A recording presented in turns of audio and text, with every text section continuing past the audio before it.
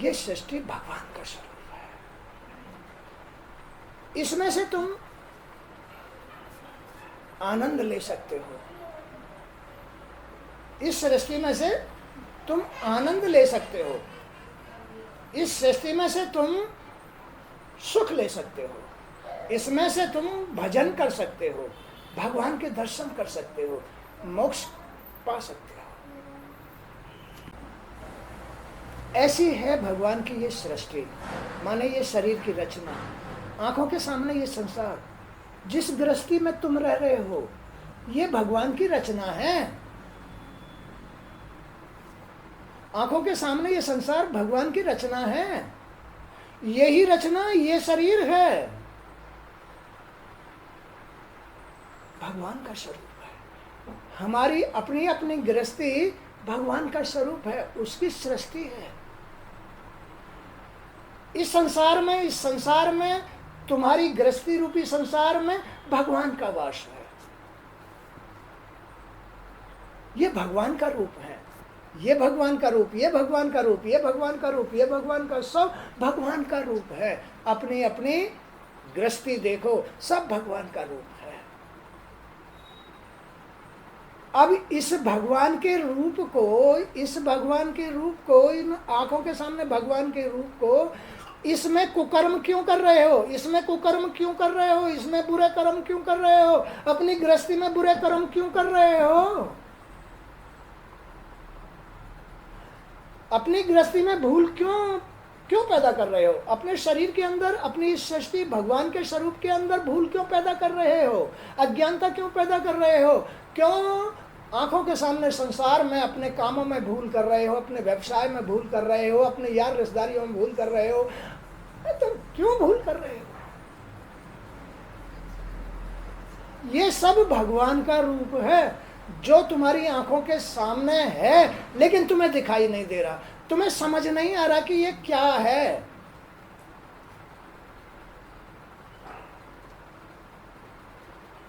और भूल में अपना विनाश करता चला जाता है आदमी। ये एक घर की बात नहीं, इस धरती पर हर घर की बात है कि भूल में अपने घर का, अपने संसार का, अपने शरीर का अंत करता चला जाता है, बुराई में लिप्त होकर के, कलयुगी मन भाव विचार बुद्धि बना करके। कलयुगी माने बुरी आदत, माने कुकर्म, कुकर्मों के साथ, बुरे अंतःकरण के साथ, बुरे मन के साथ, बाह्य आवरण बुरा, ज्ञानेंद्रिय बुरी, देखना बुरा, सुनना बुरा, खाना बुरा, स्पर्श बुरा, सब कुछ बुरा ही बुरा। ना ज्ञानेंद्रिय शुद्ध, ना कर्मेंद्रिय शुद्ध, तो फिर मन कैसे शुद्ध होगा? फिर मन कैसे शुद्ध होगा? जिसका मन शुद्ध नहीं, उसका कुछ भी शुद्ध नहीं, उसका जन्म शुद्ध नहीं, उसका जीवन शुद्ध नहीं, उसका जन्म मरण शुद्ध नहीं, अगला जन्म भी शुद्ध नहीं, जिसका मन शुद्ध नहीं। इसलिए सबसे मुख्य बात है भगवान के इस संसार में, भगवान की इस सृष्टि में, गृहस्थी में मन शुद्ध रहे। अगर मन शुद्ध है तो सब कुछ शुद्ध है। वहाँ भगवान का सहारा मिलेगा, वहाँ भगवान का साथ मिलेगा, वहाँ सुख मिलेगा, वहाँ आनंद मिलेगा, वहाँ सभी मोक्ष हो जाएंगे। छुटकारा, इस कलयुगी संसार से छुटकारा, भगवान की माया से छुटकारा, इन दुख दर्दों से छुटकारा। जो अपने अपने मन को शुद्ध रख सकता है, खुश रख सकता है, जो अपने मन को पवित्र रख सकता है, उसका इन बुराइयों से छुटकारा हो जाएगा।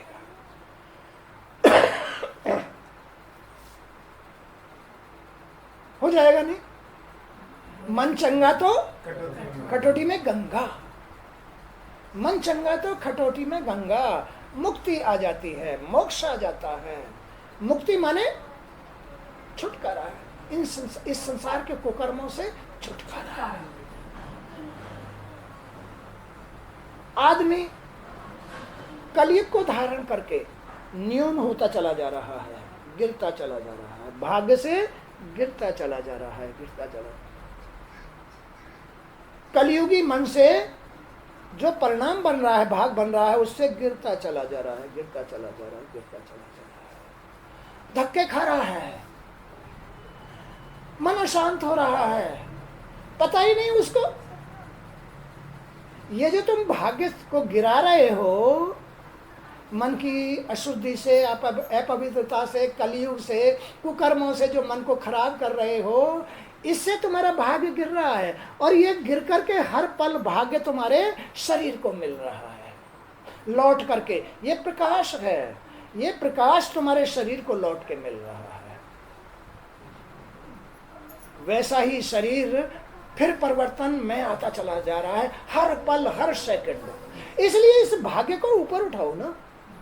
केवल एक ही इसका उपाय है, मन पवित्र करो। मन पवित्र कैसे होगा? बाहर की तरफ ये आंख कान सारे 9 दरवाजे बाहर की तरफ खुले हुए हैं, इनसे शुद्ध शुद्ध सामग्री लो, इनसे शुद्ध शुद्ध सामग्री लो। अपने घर में जल्दी उठो, शौच जाओ, स्नान कराओ, सभी मिलजुल के काम निपटाओ, जिससे कि भगवान की समय से सेवा हो जाए। सभी, कोई अपने अहंकार में मत रहो, मैं आदमी हूं, मैं स्त्री हूं, मैं बूढ़ी हूं, या मैं जवान हूं, या कोई नहीं, ये अहंकार है, अपने अपने आप में अहंकार। जिस पर जितना जो हो सकता है भगवान की सेवा के लिए काम को समेट लो, अपने घर को शुद्ध कर लो, व्यवस्थित कर लो, जिससे कि सभी की समय से सेवा हो जाए, भगवान की माने इस सृष्टि की सेवा हो जाए, मन शुद्ध हो जाए।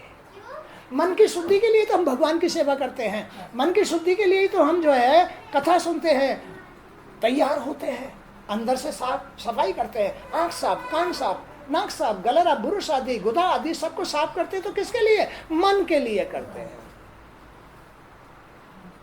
घर की साफ सफाई, कपड़े आदि धोते हैं, बच्चे नहलाते हैं, सब हम तैयार होते हैं। तो किसके लिए? अपने अपने मन के लिए तैयार होते हैं। मन चंगा तो खटौती में गंगा। अब तुम्हें भागवत सुनने में आनंद आएगा, क्योंकि मन पवित्र हो गया।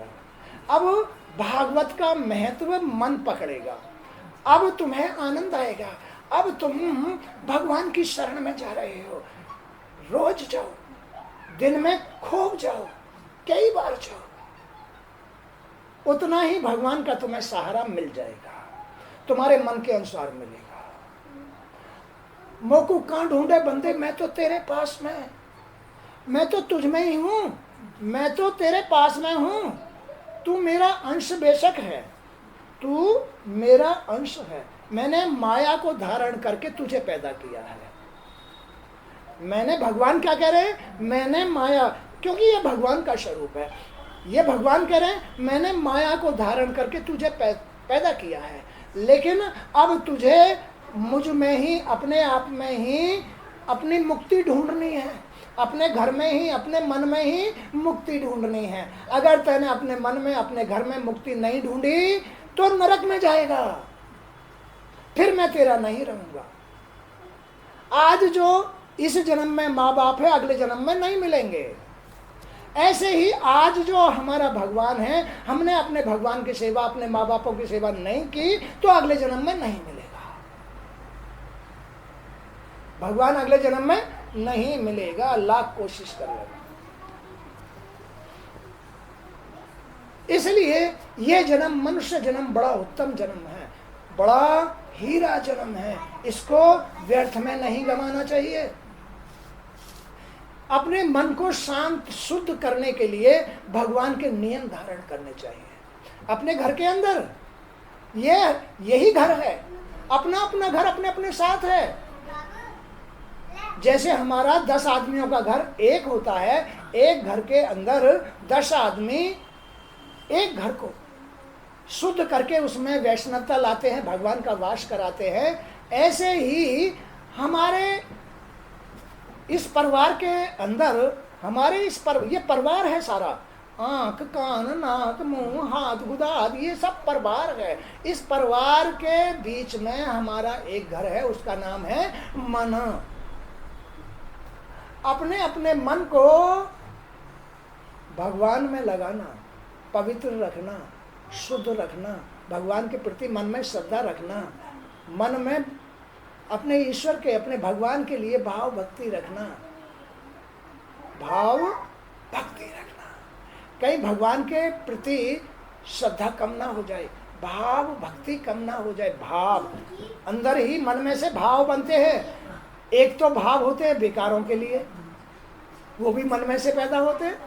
एक भाव होते हैं भगवान के लिए, वो भी मन में से पैदा होते हैं। इसलिए मन को, मन जैसा होगा वैसा ही भाव पैदा करेगा। इसलिए सबसे पहले मन को ही शुद्ध करो। इसलिए मन को पहले ज्ञानेंद्रियों से, कर्मेंद्रियों से, तन से इसे अछूता बनाओ, पवित्र बनाओ, तब तुम्हारा अंदर मन भगवान का हो जाएगा, शुद्ध हो जाएगा, पवित्र हो जाएगा, गंगा जल की तरह। अरे भाई, लोग गंगा जी नहाने जाते हैं, अपने घर में ही नहा लेता, मन तो शुद्ध है नहीं, गंगा जी नहा के भी नहीं हुआ। स्त्री ने वही गंगा जी में पेटीकोट धो दिए, ब्लाउज धो लिए, और पुरुष ने अपना कच्छा धो लिया। अरे अपने घर में ही कर लेता इस काम को भाई। तो जब तक तुम अपने मन को पवित्र नहीं करोगे, तुम्हें जीने का ज्ञान नहीं आएगा। जीने का ज्ञान वही तुम्हारा भगवान है, वही गुरु है। सबका गुरु, सबका भगवान, सबके साथ है।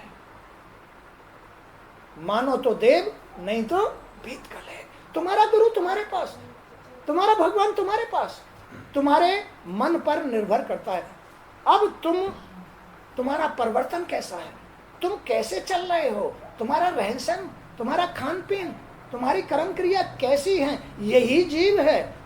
अंदर यही जीव है। जी जैसा परिवर्तन वैसा ही जी। तो जैसा जी वैसा ही परिवर्तन। अब इसमें अगर तुमने संसार बसा रखा है जी में, तो मन में भगवान के प्रति श्रद्धा नहीं होगी, उसके प्रति भाव नहीं होगा, उसके प्रति भक्ति नहीं होगी, उसका सहारा साथ नहीं मिलेगा। अहंकार आ जाएगा। ज्ञान की जगह क्या आ जाएगा? अहंकार आ जाएगा। अहंकार तुम्हारे काम बिगाड़ेगा। अहंकार में तुम कुकर्म करोगे, गलतियां करोगे, भूल करोगे, संसार में घुसोगे। अहंकार में, यह अहंकार का अर्थ है।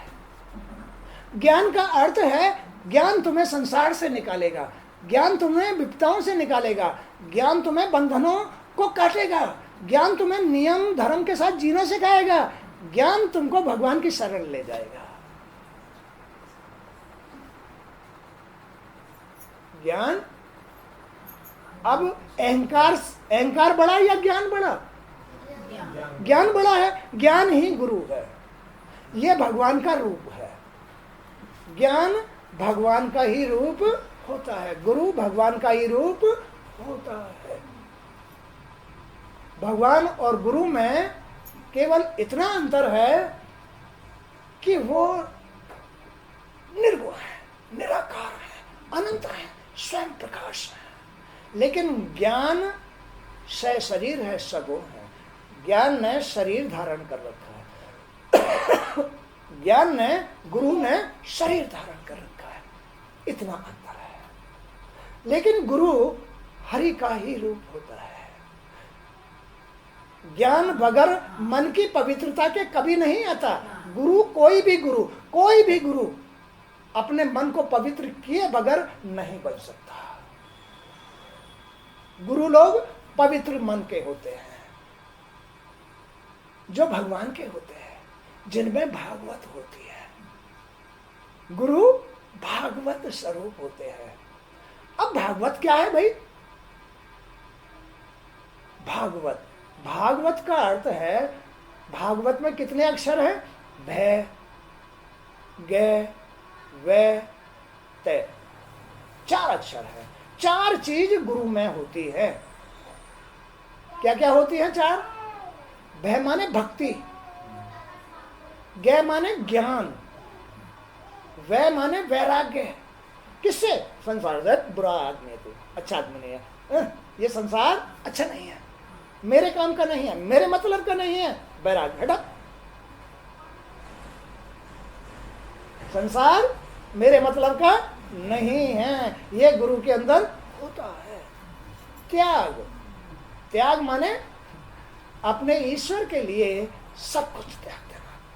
मिथ्या है, छोटा है, अपना नहीं है, नरक में जाना है, नहीं नहीं नहीं, केवल मुझे अपनी मुक्ति, मुझे अपना मोक्ष बनाना है, मुझे अपने श्री हरि को समर्पित रहना है, मुझे ज्ञान धारण करना है, मुझे परोपकार करना है, मुझे परमार्थ करना है, मुझे अपने मन को पवित्र रखना है। ये भागवत का अर्थ है। भागवत में ही, इस पूरी भागवत में केवल जीव के लिए मोक्ष का साधन दिया है, इस संसार में आनंद का साधन दिया है। इस भागवत के अंदर गृहस्थी को ऊपर उठाने का साधन दिया है। संसार मिथ्या है, संसार छोटा है, संसार कल्पना है, इसमें तुम्हारा कोई हित नहीं है, इसमें तुम्हारा कोई हित नहीं है, कोई तुम्हारा साथ नहीं देगा, कोई तुम्हें सुख नहीं देगा, कोई तुम्हें आनंद नहीं देगा, इसलिए ये मिथ्या है, इसलिए इसमें ही हमारे शत्रु हैं। कहाँ? संसार में ही हमारे शत्रु हैं। भगवान की शरण में जाने से, ज्ञान धारण करने से अपने गृहस्थी का कल्याण होता है, खुद का कल्याण होता है और आनंद मिलता है। इस संसार में जन्म लेने का मतलब पता चलता है, अन्यथा कोई पता नहीं चलेगा। जीवन व्यर्थ, जन्म लेकर के जीवन व्यर्थ गमा जाएगा। तो इस भागवत का, इस कथा का तुम्हारे जीवन में, तुम्हारे मन के लिए क्या महत्व है? आज तुमको मैं यही बात समझाने जा रहा हूं कि तुम्हारे जीवन में, तुम्हारे इस शरीर सृष्टि में, भगवान की इस सृष्टि में, भगवान के इस स्वरूप संसार में, भगवान के स्वरूप इस शरीर में, भगवान के स्वरूप इस गृहस्थी में भागवत का क्या मतलब है? भागवत माने भक्ति, ज्ञान, वैराग्य और त्याग का क्या मतलब है गृहस्थी में, शरीर में, संसार में। तुम्हारे लिए इस बात को समझ लो। पौराणिक, सच्चिदानंद रूप भगवान श्री कृष्ण को हम नमस्कार करते हैं। श्री कृष्ण श्री हरि के अवतार हैं, श्री हरि के अवतार हैं श्री कृष्ण। श्री कृष्ण, श्री हरि, राम, इनमें कोई अंतर नहीं है। चाहे राम कहो चाहे कृष्ण कहो, दोनों का मतलब श्री हरि है। हरि ही तो राम है, हरि ही श्री कृष्ण है, तो श्री हरि ही लक्ष्मी नारायण है। लक्ष्मी भी हरि है, हरि ही श्री लक्ष्मी है, वो केवल एक हैं। श्री हरि एक है, वही पार ब्रह्म परमेश्वर है। उस पार ब्रह्म परमेश्वर में उनकी शक्ति है, मुझ में मेरी शक्ति है, तुम में तुम्हारी शक्ति है। आसन लगाओ, गड़बड़ है ना? क्यों एक क्यों पैदा करते हो ये? तुम इनके दुश्मन बन जाओ। आज ये तुम्हारे दुश्मन बने बैठे, तुम इनके दुश्मन बन जाओ, कुछ नहीं हो सकता। बोए बीज बबूल के तो आम कहां से खा? जब बबूल के बीज बो रखे हैं तो आम कहां से खा लोगे? सुख कहां से भोग लोगे? सुख के कर्म करो, सुख के बीज बो तो आम खाओगे, आनंद भोगोगे। ये अपनी भूल है। घुटने दर्द करना, बैठा नहीं जाना, कमर में दर्द, सिर में दर्द, टेंशन, काम नहीं बन रहे, बड़ी चंचल, बड़ी किल्लत, बड़ी अशांति, असंतुलन, ये सब बोए बीज हैं, बोए बीज है।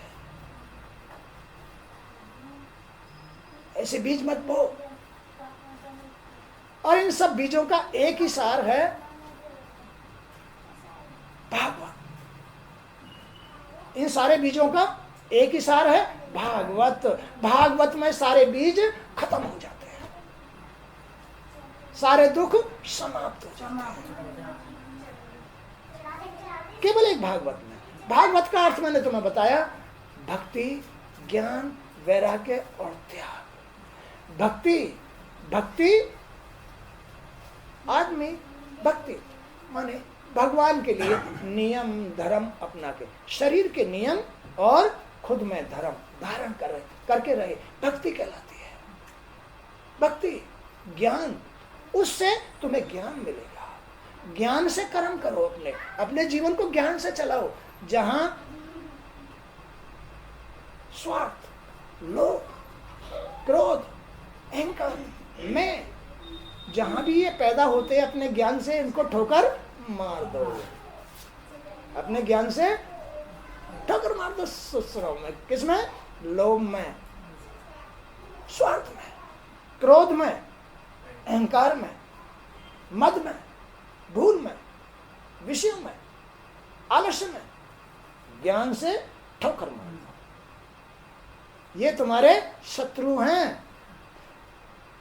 तो भक्ति भगवान के प्रति, ज्ञान संसार के लिए, वैराग्य संसार के लिए, त्याग अपने घर के लिए। अभी तुम्हें अपने घर जाना है ना, ये तुम्हारा घर नहीं है तो सराय है। आओ चले जाओ, आओ चले जाओ, किराया और दो, धर्मशाला का किराया और दे के जाओ। ये तुम्हारा घर नहीं है, ये तो भगवान की सराय है। दिन रात हाड़ बहाओ और फिर भी किराया दे के जाओ, कुछ नहीं मिलेगा। अकेले कपड़े भी उतार के वहीं चले जाओ, नंगे होके जाओ।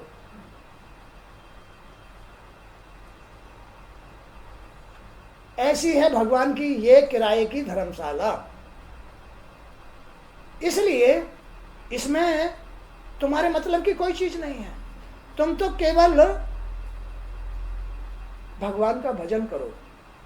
भगवान तुम्हारे काम अपने आप बना कर लेके आएंगे, अपने आप बना के लेके आएंगे। तुम अनुभव करके देखो, तुम इसका आनंद लेके देखो।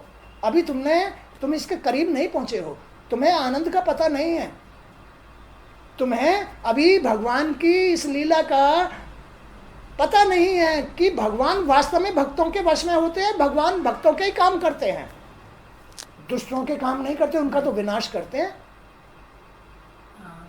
दारू पीने वालों का, भांग खाने वालों का, वैश्यवृत्ति करने वालों का, कुकर्म करने वालों का, झूठ, छल, कपट, बेईमान, इनका विनाश करते हैं। क्या करते हैं? इनका विनाश करते हैं। इनको जड़ से ही खो देते हैं। सब कुछ देख रहे हैं, मन की आंख से देख रहे हैं। मन क्या बताया मैंने? ये पूरी रचना, ये रचना उनका ही स्वरूप है। इस आंख से देख रहे हैं, मन ही उनकी आंख है। भगवान की आंख क्या है? मन की आंख से इसमें ही वो रह भी रहे हैं। इस मन की आंख से सब कुछ देखते रहते हैं। जो कर रहा है, अरे डरो उनसे। वो सर्वशक्तिमान है, वो अपनी मन की आंख से सब कुछ देख रहे हैं। वो मन भी तुम्हारा नहीं है। तुम संसार से पैदा हुए हो, वो मन तुम्हारा नहीं है। वो तुम्हारा मन शत्रु है। इसलिए तुम मन को अपना मित्र बना लो, इसमें भगवान की भक्ति धारण कर लो, भागवत सुनो तो मन तुम्हारा हो जाएगा। मन तुम्हारा हो गया तो भगवान तुम्हारे हो गए।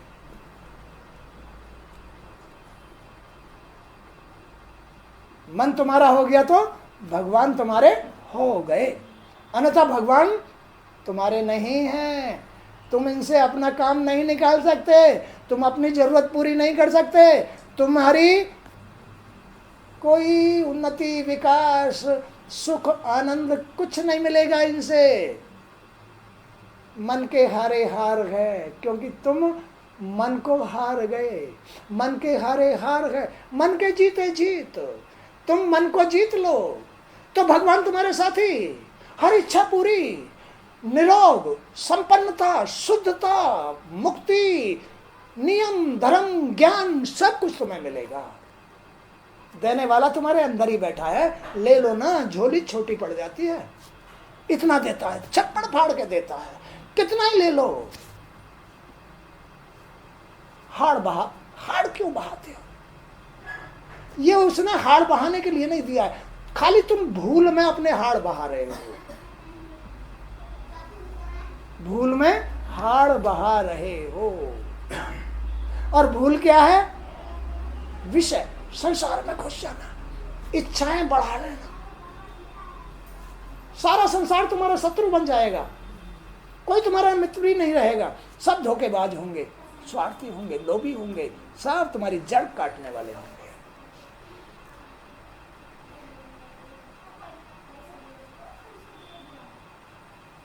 इसलिए आदमी को अपनी ये सारी भूल समाप्त करके भगवान के शरण में उसे परम सुख मिलता है। ये खाली वैसी बातें नहीं है, ये प्रैक्टिकली अनुभवी बातें हैं। इस उम्र में एक एक बात अनुभव की है। और फिर चलो मैंने अनुभव भी नहीं किया तो छोड़ दो इस बात को, लेकिन मेरे अंदर जो भी कोई बोल रहा है ये सब मेरा ईश्वर बोल रहा है। ये आंखों में जो रोशनी है ये ईश्वर का प्रकाश है। कानों में जो सुनने की क्षमता है ये सब ईश्वर का ही आशीर्वाद है। ये जो वाणी बोल रही है ये ईश्वर का आशीर्वाद है। शरीर चल फिर रहा है इस उम्र में भी, ये ईश्वर का आशीर्वाद है। और तो और जिनके अंदर भगवान उभर के आ जाते हैं वो मरे हुए को भी जिंदा कर देते हैं। ये मर गई थी 4 दिन पहले थी, मर गई थी, इसको जिंदा कर दिया। कैसे कर दिया? अपने मन भाव भगवान की शरण में डालकर, भगवान तू भी मेरी माँ है और ये भी मेरी माँ है, मैं जब तक तू मेरी माँ जिंदा है तब तक मेरी माँ को कुछ नहीं होना चाहिए। उसने सुनी और मरी हुई को जिंदा कर दिया।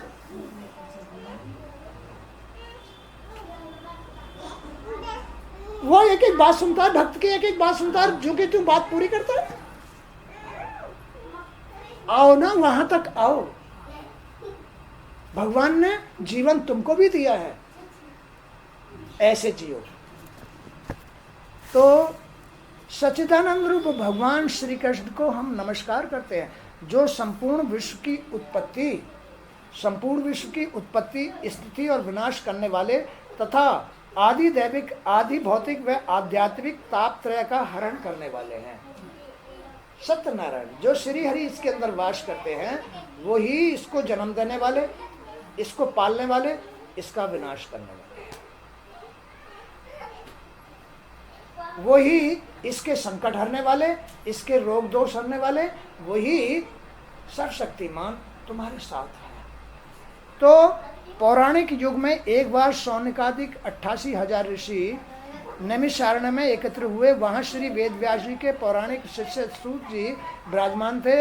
उन ऋषियों ने सूत जी से प्रार्थना की कि वे कोई ऐसी कथा सुनाएं, जैसे तुम कहने लगे गुरुजी कोई ऐसी कथा सुनाओ जिसमें हमारे गृहस्थी का कल्याण हो।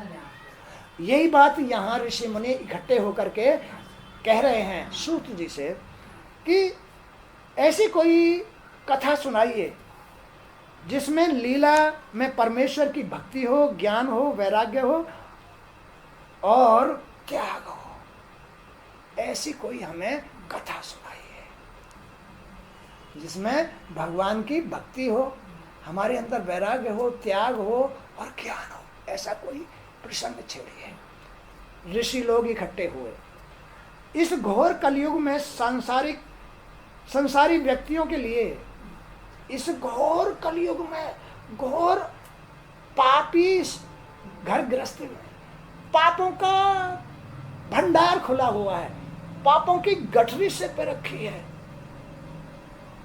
इस घोर कलयुग में जहां न बुद्धि काम कर रही है, जहां न सोच काम कर रही है, क्या करूं, कहां जाऊं, कैसे करूं, इन बच्चों को कैसे पालूं, यही घोर कलयुग है।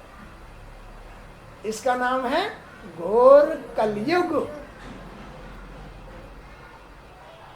इस घोर कलयुग में संसारी व्यक्तियों के लिए, ऐसे मायावी व्यक्तियों के लिए, विषय विकारी व्यक्तियों के लिए जिनकी बुद्धि काम नहीं करती, सोच काम नहीं करती, मन काम नहीं करता, क्या करूं क्या नहीं करूं, घर में पड़ा रहना, कोई रास्ता ही नहीं मिलता, ऐसे लोगों के लिए ज्ञान उस राक्षस के समान हो गया है। ऐसे व्यक्तियों के लिए ज्ञान ऐसे राक्षस के समान हो गया है जो क्रोध, लोभ, मोह और काम को ही सदैव भड़काता है। भूल, अहंकार, क्या भड़काता रहता है ऐसे आदमी के अंदर, कलयुगी आदमी के अंदर? वासना। बस इसको ही भड़काता रहेगा, क्रोध को भड़काता रहेगा, बच्चों को मारना पीटना, फिर अपने आप को शांत करने के लिए दारू पीना। ये कलयुग क्या करता है? क्या करता है ये कलयुग? सांसारिक ऐसे व्यक्तियों के लिए क्रोध को भड़काता है। कलयुग भड़काता है ये, क्रोध को भड़काता है, लोभ को भड़काता है, झूठ बोल करके, यार इतने पैसे दे दे, थोड़ा सा मुझे कोई काम है, झूठ बोल ही आएगा, लोभ में झूठ बोल ही आएगा, ले आएगा, देने का नाम नहीं। ये कलयुगी पुरुष के लक्षण होते हैं। झूठ बोलना, लोभ करना, स्वार्थ करना, क्रोध करना, अहंकार करना, मैं करना, लड़ना, झगड़ना, फिर अपने आप को शांत करने के लिए ठेके पे जाना, दारू पी के आना, फिर बच्चों को परेशान करना, स्त्री को मारना। क्या है ये? जड़ एक ही है, वो जड़ है विषय, विषय भोग। अब शांत हो जाओ। भगवान का नियम है, ये भगवान की सृष्टि है, ये तुम्हारी सृष्टि नहीं है, ये स्त्री तुम्हारी नहीं है, ये पुरुष तुम्हारा नहीं है। यही तो भूल है। ये तो केवल भगवान ने इतनी देर के लिए मौका दिया है कि जाओ माया धारण कर लो, जाओ भूल धारण कर लो और अपनी गृहस्थी में 1, 2, 3 संतान पैदा कर लो, जाओ। और अनलिमिट हो गई। अगर तुमने आदत बना ली तो बहुत गहरे कुएं में मैं तुमको धकेल दूंगा। अगर तुमने आदत बना ली, अगर तुमने 1, 2 अपनी गुंजाइश के अनुसार 1, 2, 3 जितने जिनका पालन पोषण कर सको, तुम्हारा जीवन जैसा है उसके हिसाब से पालन तो मैं ही करूंगा, लेकिन तुम अपनी औकात देखो कि तुम मेरे से इनका पालन करा सकते हो या नहीं। अपनी औकात देखो, तुम अपना परिवर्तन देखो, तुम अपना मन देखो कि तुम्हारा मन आदि तो नहीं हो गया है, क्या तुम्हारी खोपड़ी हवस की खोपड़ी तो नहीं बन गई है, क्या तुम्हारी बुद्धि भ्रष्ट तो नहीं हो गई है। अगर भ्रष्ट हो गई तो तुम इसके लायक नहीं बनोगे, अपराधी बनोगे। क्या बन जाएगा? वो अपराधी बन जाएगा, क्योंकि वो भगवान को भूल करके माया के चंगुल में फंस गया, वो शत्रुओं के चंगुल में फंस गया, वो उसे नरक में अवश्य ले जाएंगे।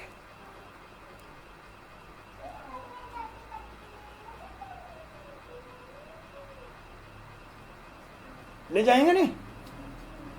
इसलिए ये इस बात का विशेष ध्यान रखना चाहिए हर माँ बाप को, ध्यान तभी रखेगा जब इन बातों को अच्छे गुरुओं से, सत्पुरुषों से सुनेगा, भागवत सुनेगा, तो उसे ज्ञान मिलेगा जीवन जीने का, सबका, गृहस्थी का अर्थ, भगवान का अर्थ, अपना अर्थ, संसार का अर्थ, मोक्ष का अर्थ, या इनको त्यागने का जो रास्ता है, वो सब कुछ सुनेगा तो अता पता चलेगा। तभी वो परिवर्तन ले सकता है, अन्यथा नहीं ले सकता। ये ऐसी उनकी सृष्टि है। सांसारिक स्त्री, सांसारिक पुरुष, ना पुरुष स्त्री का, ना स्त्री पुरुष का, उन दोनों में तो विकारों का मोह है। क्या है? केवल विकार का रिश्ता है और कोई सच्चा रिश्ता नहीं है। केवल विषयों का रिश्ता है, सच्चा रिश्ता नहीं है। सच्चा रिश्ता क्या होता है? प्रेम। प्रेम नहीं है, स्वार्थ है। उसके स्वार्थ में आदमी ऐसा हो गया है, इतना मोह में चिपक गया है, पागल हो जाएगा, पागल हो जाएगा, दारू पिएगा।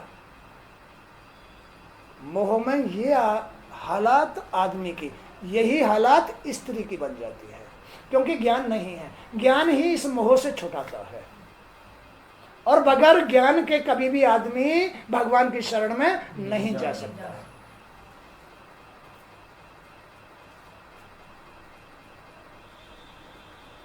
बेटे बात सही है गलत? सच्ची बात है ना बबीता? सच्ची बात है? देख ले, इसीलिए पीछे बैठी है तो है।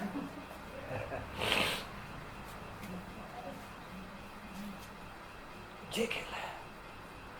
तो इस घोर कलयुग में संसारी व्यक्ति के लिए ज्ञान, सांसारिक व्यक्तियों के लिए ज्ञान की बातें नहीं सुनता, अच्छी नहीं लगती वो बातें हैं ज्ञान की बातें, क्योंकि वो तो संसार में मोह में चिपक गए हैं ना, इसलिए उन्हें ज्ञान की बातें अच्छी नहीं लगेंगी। मन अशुद्ध हो गया है, बुद्धि भ्रष्ट हो गई है, सोच गिर गई है, इसलिए उन्हें भगवान का कोई अता पता वो ढूंढने भी नहीं चाहते, और बगैर उनके गुजारा नहीं, कुछ भी नहीं है। बगैर उनको ढूंढे, बगैर उनका सहारा लिए तुम इस संसार से पार नहीं हो सकते, सुख नहीं मिल सकता, शांति नहीं मिल सकती, बगैर उसके काम नहीं चल सकते। बिन मांगे मोती मिले, मांगे मिले ना भीख। कलयुगी मोह में चुपके हुए लोगों के लिए मांगने से भीख भी नहीं मिलती है, और भगवान भक्तों के लिए बिन मांगे मोती मिलते हैं।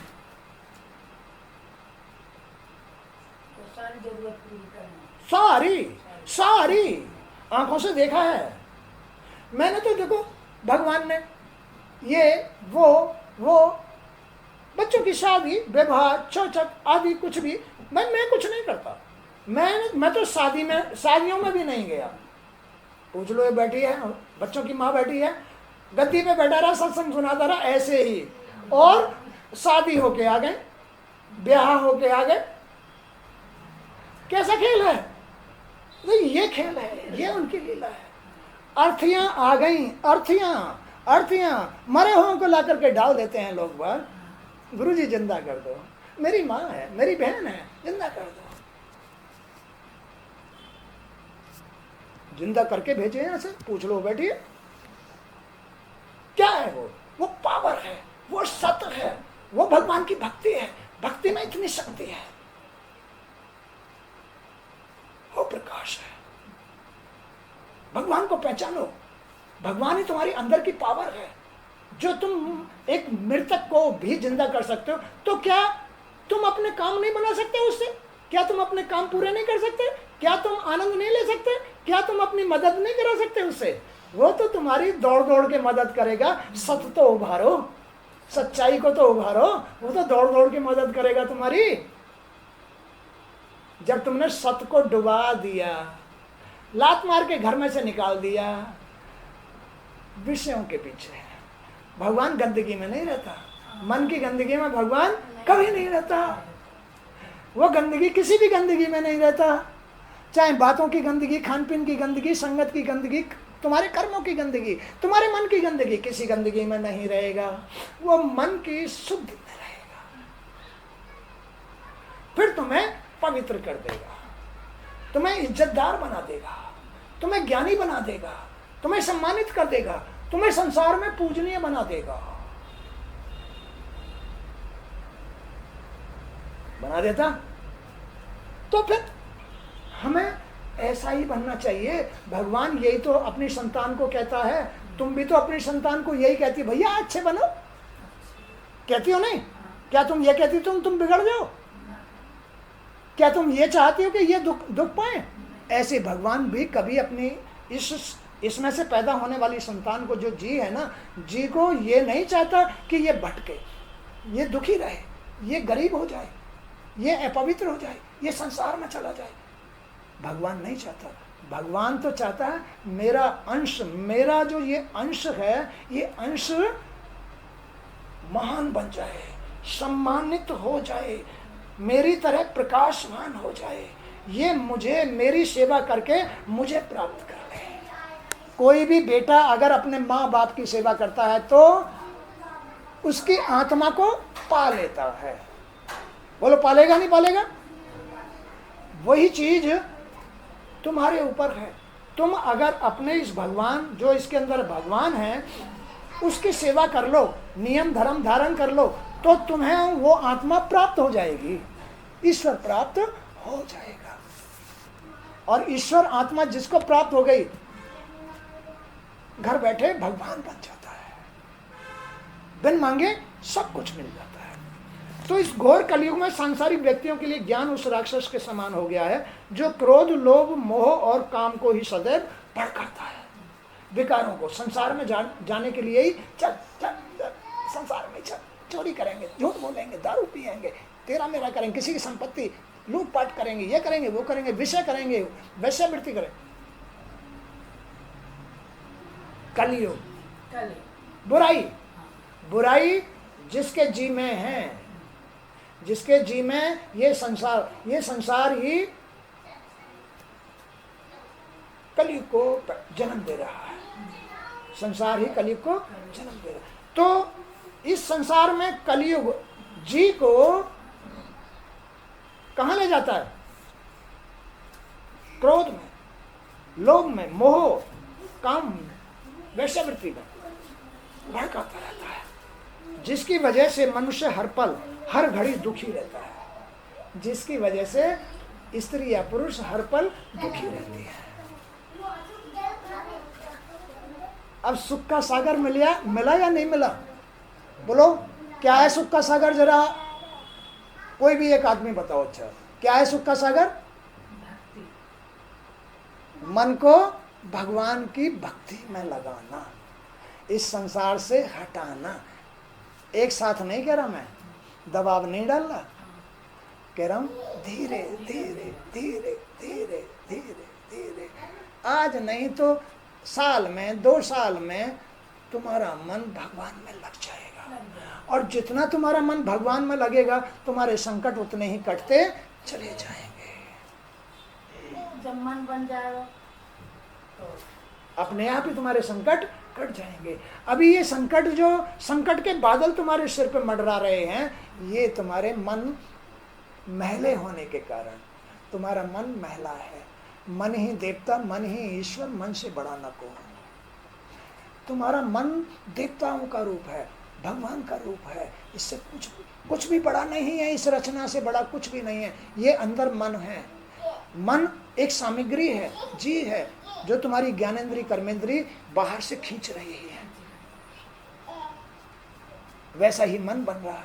तो इसे जितना तुम भगवान की शरण में लगाओगे, भक्ति में लगाओगे, उतना तुम्हारा मन तुम्हें समर्थ बना देगा, तुम्हें ही समर्थ बना देगा, निरोग बना देगा, संपन्न संपत्ति दाता बना देगा, सुख देने वाला ज्ञानी बना देगा, भगवान भक्त बना देगा। धीरे धीरे धीरे धीरे अपने इन ज्ञानेंद्री कर्मेंद्रियों को खींचो संसार की तरफ से, तो तुम्हारा मन देव रूप हो जाएगा, गंगा जी हो जाएगा, दुर्गा माँ हो जाएगा। प्रकृति साथ देना शुरू कर देगी। प्रकृति माने वही ब्रह्म की शक्ति ही प्रकृति है तुम्हारे अंदर। प्रवृत्ति एक तो होती है प्रकृति। प्रकृति के दो रूप होते हैं। तुम्हारा जो अंतःकरण है इसके दो रूप होते हैं, एक तो प्रवृत्ति, प्रवृत्ति माने आदत, एक निवृत्ति, निवृत्ति माने छुटकारा। तो ये प्रकृति तुम्हारे अनुसार ही तुम्हें या तो संसार में फंसा रही है या फिर तुम्हें संसार से निकाल रही है। तो इस प्रकृति के दो रूप हैं, संसार में फंसाना या संसार से निकाल लेना। संसार में फंसा दिया तो उस प्रकृति ने ही तुम्हें नरक भेजने का काम कर दिया। तुम्हें निकाल लिया, निवृत्ति में ले आए तो तुम्हें मोक्ष कराने का काम, रास्ता दिखा दिया। यही प्रकृति तुम्हारी माँ है, जगत जननी दुर्गा माँ, जिनकी जो नवरात्रि तुम करते हो, ये है प्रकृति। यही ब्रह्म की शक्ति तुम्हारे अंदर प्रकृति है। प्रकृति के दो रूप, आदत या आदत से भिन्न होना, यानी बुरी आदतों में ना फंसना, निवृत्ति, और एक प्रवृत्ति। प्रवृत्ति माने आदतों में फंसना, माने आदत कहाँ किसकी है? संसार की आदत है। कोई प्याज खाता है, आदत बन गई, लहसुन खाता है, ये भगवान के भोग नहीं है, ये भगवान के भोग नहीं है। भगवान का भोग तो सात्विक भोजन, सात्विक भोजन का भोग लगाओ। इसलिए भगवान या देवता खीर का भोग मांगते, क्योंकि खीर में तुम लहसुन का छोंक नहीं लगा सकते। इसलिए देवता और भगवान खीर का भोग मांगते हैं, या मेवा मिश्री का भोग मांगते हैं। सांसार, क्योंकि सब कलयुगी सांसारिक पुरुष हैं, वो भगवान का अपना महत्व तो समझते हैं, उनका स्वाद न छुट जाए, भगवान के विषय में नहीं सोचेंगे, क्योंकि सांसारिक पुरुष है, उन आदत बन गई है। ये है प्रवृत्ति, एक है निवृत्ति। नहीं, अपना सब कुछ त्यागना है, ना हम प्याज खाएंगे, ना लहसुन खाएंगे, ना हम अंडा खाएंगे, ना मीट खाएंगे, ना शराब, क्योंकि हमारे अंदर भगवान का वास है, हम उसके बच्चे हैं। अगर हमने अपने बाप की बात नहीं मानी, अपने बाप का मान सम्मान नहीं बढ़ाया, तो फिर हमारा जीवन नष्ट हो जाएगा, हमें आत्मा प्राप्त नहीं होगी, हमें अपना परमात्मा प्राप्त नहीं होगा, और उसके बगैर हम सही मायने में सुख से, आनंद से नहीं जी सकते। बगैर माँ बाप की दुआ के कभी भी कोई भी आदमी इस संसार में, गृहस्थी में सुख नहीं भोग सकता है। इसलिए माँ बाप की सेवा को सबसे बड़ी सेवा बताया है कि इसकी आत्मा ही उसको गृहस्थ से पार कर देती है। लेकिन बेटा को अकल, बहू बेटा को अकल होनी चाहिए कि इनकी सेवा से ही हमारी गृहस्थी चलेगी, इनकी आत्मा से दुआ मिलेगी, दुआ से हमारा बेड़ा पार होगा। इनकी सेवा ही अपने ईश्वर की सेवा है। वो हमारी मन की आंख से देख रहा है कि ये क्या, इस संसार रूप सांसारिक जो माँ बाप हैं, जो मेरा ही रूप हैं, क्या इनकी सेवा करता है? अगर बेटा बहू उनकी सेवा करता है तो वो तुम्हारे मन की आंख से देख रहा है। तुम्हारे अंदर ईश्वर का वास है ना, तो वो तुम्हारे मन की आंख से देख रहा है, करते हुए देख रहा है कि माँ की और बाप की सेवा कर रहा है, बेड़ा पार कर देते हैं। ये तो माध्यम है, ये सिर्फ माध्यम है। तो माध्यम के द्वारा तुम अपने मन से, अपने तन से, अपनी ज्ञानेंद्रिय कर्मेंद्रियों से जो कर्म कर रहे हो, उसे भगवान देख रहा है। अगर तुम इन माध्यमों के प्रति सच्चे मन से, भाव से कर्म कर रहे हो तो भगवान तुम्हारा भला करेगा। कर्म प्रधान है, अन्यथा रुक जाओगे, गाड़ी रुक जाएगी। कर्म ही तो है, कर्म किए जा बंदे, फल की इच्छा मत कर। जैसा कर्म करेगा वैसा ही फल पाएगा। तो आप कोई ऐसा चरित्र हमें सुनाएं जिसे सुनकर हमारे हृदय में भक्ति का संचार और हमारी प्रीत श्री हरि चरणों में हो जाए। ऐसा कोई प्रसंग हमें सुनाइए। बहुत लंबी कथा हो गई है। तो ऋषियों की बात सुनकर ऋषिवर इस कलयुग में काल रूपी सर्प के चंगुल में फंसे लोगों के उद्धार के लिए, काल, तुम्हारे कर्मों से, भूल में जो कर्म हो रहे हैं इनसे काल पैदा हो रहा है। काल माने भाग्य का गिरना, काल माने भाग्य का गिर जाना।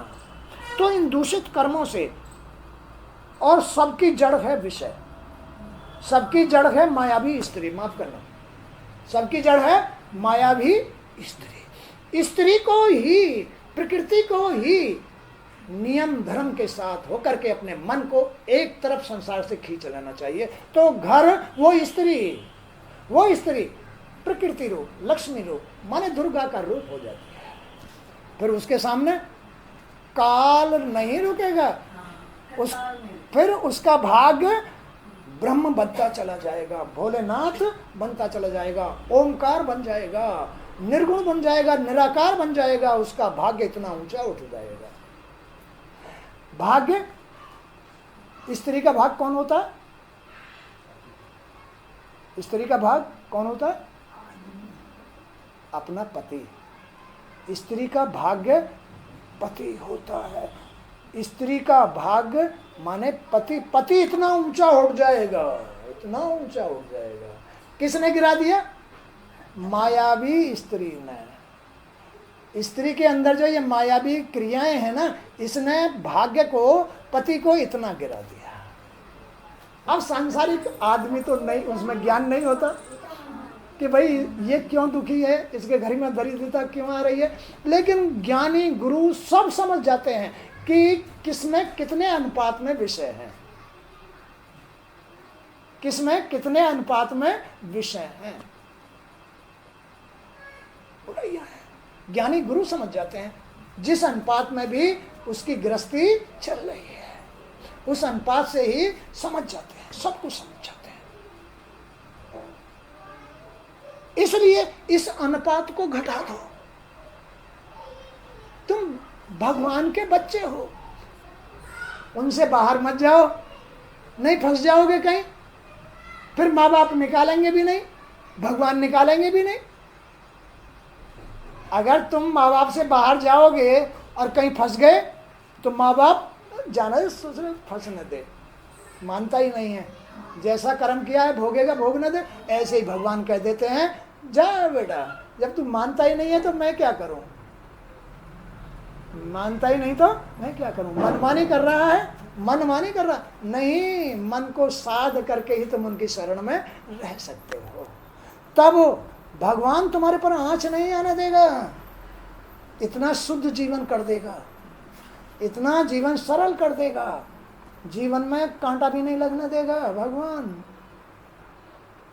प्रहलाद हुए, ध्रुव हुए, बहुत सारे भक्त हुए, हम भी बैठे हैं, कांटा नहीं लगने देता, कांटा नहीं लगने देता।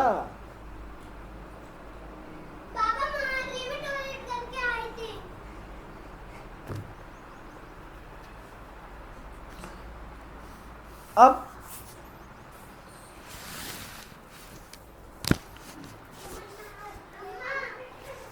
सूत जी की बात सुनकर देवतागण तो वहां बैठ गए, और पर शौनकादि ऋषियों ने श्री सूत जी से पूछा, सूत जी, नारद जी तो 2 घड़ी से अधिक कहीं रुकते नहीं, फिर वे 7 दिन तक एक स्थान पर एक पैर से कैसे रुके रहे?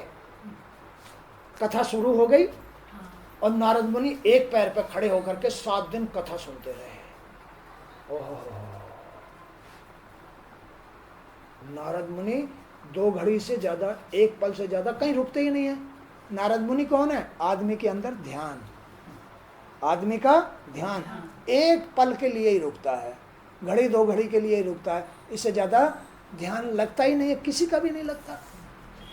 तो नारद मुनि ये ध्यान, ये 7 दिन तक भगवान की कथा को सुनने के लिए एक पैर पर खड़े रहे, खड़े रहे, खड़े रहे। इतनी पावर आ जाती है, इतना शत आ जाता है कि भगवान उसको 7 दिन तक हिलने नहीं देता है।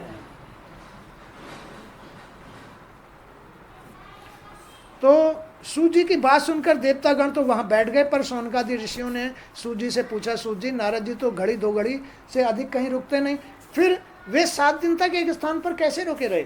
सूत जी बोले, एक समय सनक, सनंदन, सनातन और सनत कुमार नामक 4 ऋषि भाई घूमते हुए बद्रिकाश्रम में आई। वहाँ उन्होंने नारद जी को उदास बैठे देखा तो पूछा कि आज वे किसी मानसिक चिंता में डूबे हुए हैं।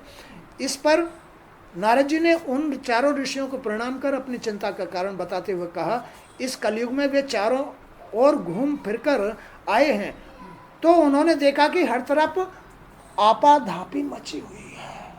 नारद मुनि पूरे संसार में कलयुग में आदमी ऐसा चोर हो गया है, इतना झूठा हो गया, आपाधापी मची हुई है, खींच लो खींच लो खींच लो, बैंक बैलेंस कर दो, बैंक में डाल दो, ये मची हुई है, ये मची हुई है। वो सतमार्ग भूल गया, वो अपने नियम धर्म भूल गया, वो भगवान भक्ति भागवत भूल गया, आपाधापी मची हुई है। क्यों? मन लोभी हो गया, जीव कुकर्मी हो गया, बुद्धि भ्रष्ट हो गई, सोच भ्रष्ट हो गई, मन में भगवान का कोई स्थान विश्वास नहीं रहा, कलयुगी हो गया है। तो सत्य का पालन, पवित्र तपस्या करने का व्रत, दान और दया सभी लोग छोड़ चुके हैं। क्या क्या छूट जाता है संसार में, विषय विकारों में? सत्य का पालन, सच्चाई का पालन, नियम धर्म का पालन, पवित्रता, मन की पवित्रता, तपस्या, व्रत, दान, दया सभी छूट जाता है कलयुग में। यह कलयुग का प्रभाव है। कितना महत्वपूर्ण हीरा जन्म, जिसमें भगवान बैठा हुआ है, फिर भी भगवान बुरा नहीं मान रहा है, शांत बैठे हैं। ये अपने कर्म से अपनी खेती बो रहा है, अपने बीज बो रहा है, बोने दो इस दूसरे को, बोने दो, शांत बैठे रहते हैं। फिर भी क्योंकि बेटा है, बेटी है, उसका साथ नहीं छोड़ते हैं, उसे जिंदा रखते हैं, जिंदा रखते हैं। अगर वो इसमें से निकल जाए, खत्म, राम नाम सत्य। फिर भी रहते हैं, इसलिए रहते हैं मैंने इनको जन्म दिया है, जब तक इसकी आयु लिखी है तब तक मैं इनका साथ दूंगा, लेकिन भोग ये अपने कर्मों से तैयार करेगा, जैसा बोएगा वैसा ही भोगेगा, उसमें मैं कोई दखलंदाजी नहीं दूंगा। तो सत्य का पालन, पवित्र तपस्या करने का व्रत करना, दान दया सभी लोग छोड़ देते हैं। अपने माता पिता का कोई आदर नहीं करता है, सभी अपने अपने स्वार्थ, सांसारिक मोह माया में उलझे रहते हैं, सभी अपना पेट भरने में लगे रहते हैं, बात बात में झूठ बोलते हैं, साधु सन्यासी ढोंग करते हैं, सभी पैसों के लालच में कुछ भी करने पर उतारू हो जाते हैं। पैसे के लालच में धन का लोभी बन जाता है, लोभी बन जाता है, सर्वत्र अधर्म और नीच कर्मों का बोलबाला हो जाता है। जब मन गंदा हो जाता है, घर गृहस्थी गंदी हो जाती है।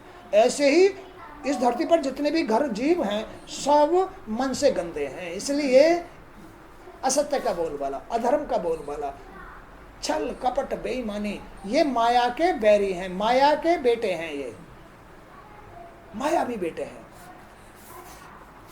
ये सब देखते हुए वे जब मथुरा नगरी में यमुना किनारे पहुंचे तो वहां एक स्त्री को उन्होंने रोते हुए देखा। उसके पास दो बूढ़े अचेत अवस्था में पड़े थे, कोई भी उस स्त्री की सहायता करने नहीं आ रहा था। वो कौन थी? अंदर प्रकृति, भक्ति। भक्ति के दो बेटे हैं जिसका नाम ज्ञान और वैराग्य है। ज्ञान और वैराग्य दो भक्ति के बेटे हैं। जब आदमी कलयुगी संसार में फंस जाता है, मायावी संसार में फंस जाता है, तब भक्ति भी रोने लगती है, वो बूढ़ी हो जाती है बेचारी, बाल सफेद हो जाते हैं, कोई उसको पूछता ही नहीं है। कलयुग में जब मन कलयुगी हो जाता है तो भक्ति को कोई भी नहीं पूछता है। तो फिर उसके बेटे ज्ञान और वैराग्य वो भी बूढ़े हो जाते हैं, उन्हें भी कोई नहीं पूछता। कलयुगी संसार में ऐसा हाल होता है, ना उसको ज्ञान रहता, ना वैराग्य रहता, ना भक्ति रहती, ना भगवान का कोई ध्यान चिंतन रहता, संसार में फंस जाता है। इसमें उसकी सांसारिक हालत बन जाती है, वो धन का लोभी बन जाता है। जो संसार में फंस गया धन का लोभी हो जाता है। ना उसके लिए बाप बड़ा ना भैया, सबसे बड़ा रुपया।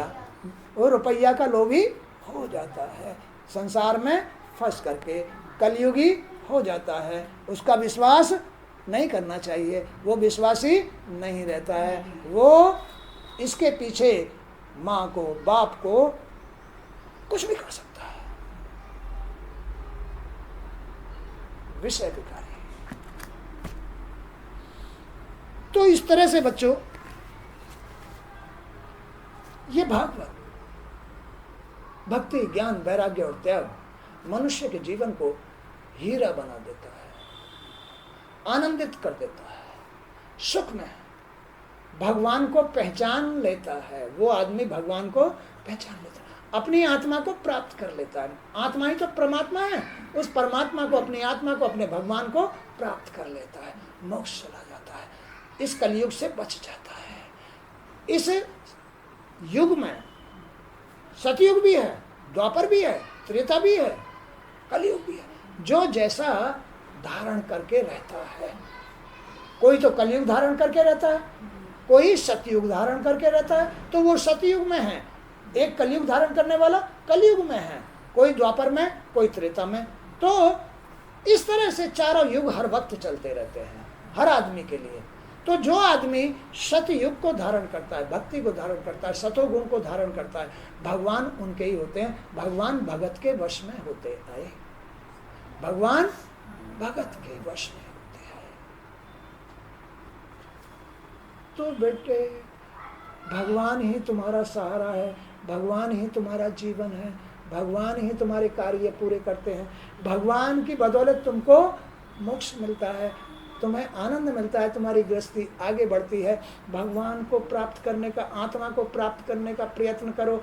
इस संसार में, इन विषयों में, विकारों में, झूठ बोलने में, छल में, बेईमानी में कुछ नहीं रखा है। तुम्हारे काम, जरिए, व्यवसाय, रोटी सब भगवान देते हैं।